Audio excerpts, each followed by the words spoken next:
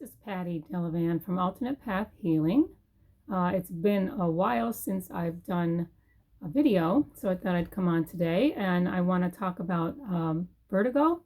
Today, I'll be sharing about what causes vertigo, how it can show up, the foods to avoid, what I went through with vertigo myself, foods that can help, and if there's time, I'll talk about some supplements. I don't want to keep this too long, just a little bit, maybe 10-15 minutes. I don't want to have it too long. So welcome to my little corner on the internet. We'll be talking about vertigo. So vertigo is caused by one of the over 60 varieties of Epstein-Barr virus. What happens is, is it inflames the neurotoxins from Epstein-Barr, inflames and irritates the vagus nerve. I have my little cheat sheet here, so if you see me looking down, I have little key points here that I want to touch on, and I'm trying to stay on track so that this video is not too long, so I can go off on stories over here, and I can go off on a story over here, and the video will be too long, so I'm trying to stay on track. So the vagus nerve, so you want to know maybe what is the vagus nerve, where is the vagus nerve? So it runs down here from our brain, goes down our neck, goes down into our chest and into our abdomen on both sides. And that can become inflamed and cause a boatload of symptoms. One of them is vertigo.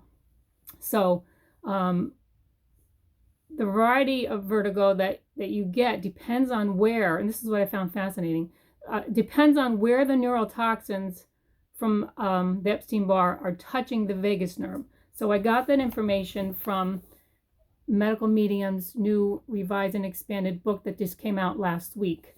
And why do I share this information? Well, because I was so sick with so many symptoms. Vertigo is just one of them. I was so sick for 3 years. I finally found him in 2013, and I worked personally with him for 2 years until 2015 when he started writing books. He no longer was doing consulting. He wanted to get the information out to the masses, so he stopped consulting. But I worked with him for 2 years, and that's why I share his information, because it helped me, it helped my daughter, it helped my clients, and that's why I'm sharing it. But what I want to tell you is what I found in the book that just came out. So like I said, the variety of vertigo that you get depends on where the neurotoxins are hitting your vagus nerve. So if it's inflaming the bottom of the vagus nerve, so that would be more down in here, you'll get nausea with your dizziness. Okay, now I had that.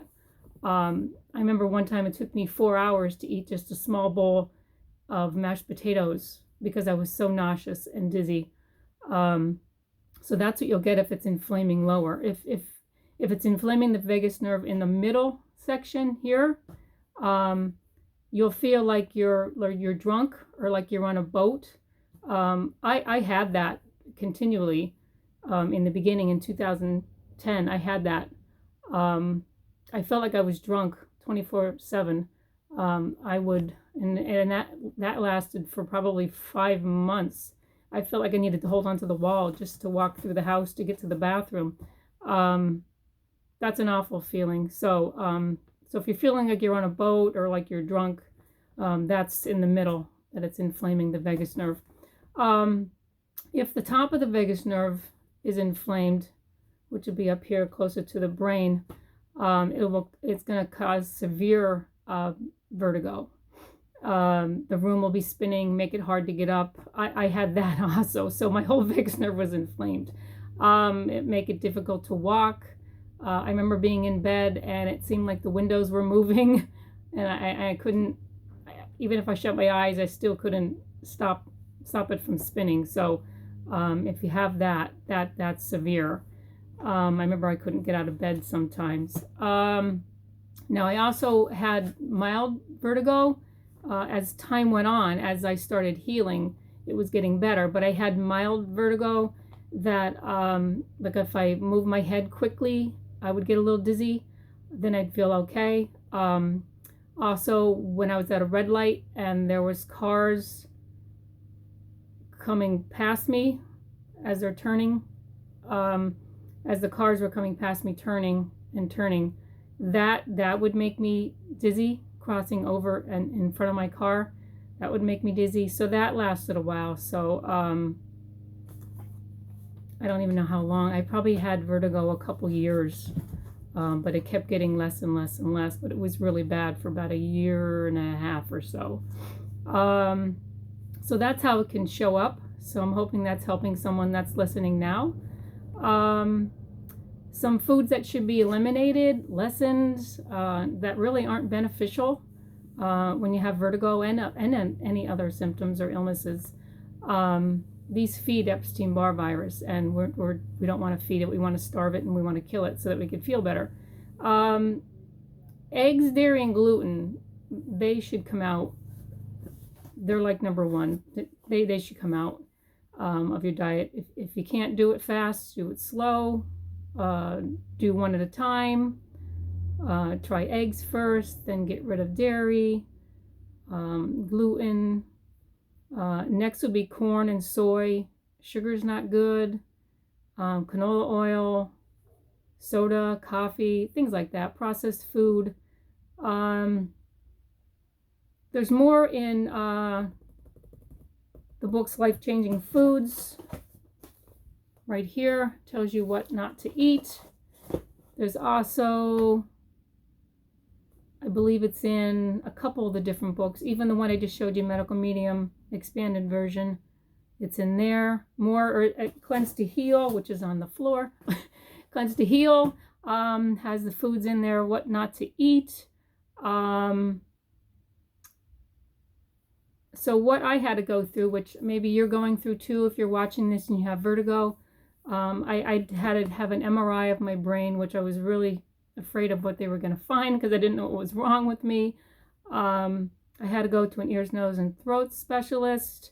I had a hearing test. They had to check my eyes, my ears, balance test, positional test, a head impulse test. I'm trying to think. Oh, the worst one was they had to shoot cold water and then warm water in both of my ears. I guess it was one at a time. So it was four times, one at a time. And that generated an artificial vertigo, which was awful. So 4 times I had to go through that. What that showed is that I had 10%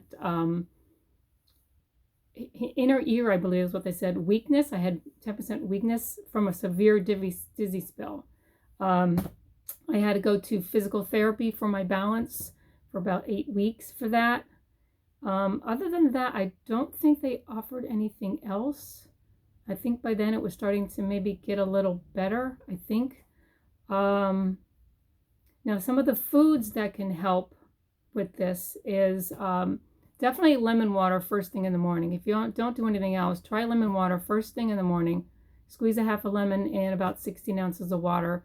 That's going to help flush toxins that have been gathered overnight, help your liver, hydrate you. So definitely do that. Celery juice would be really good to do if you have a juicer. That's going to help kill the Epstein-Barr virus. And also, I really can't get into everything that celery juice does because there's a book on it, celery juice. So I can't talk about everything that's good for. But you can look on celeryjuice.com or you can buy the celery juice book if you want to know more about what celery juice can do. But it definitely will start killing the Epstein-Barr virus and help flushing it out.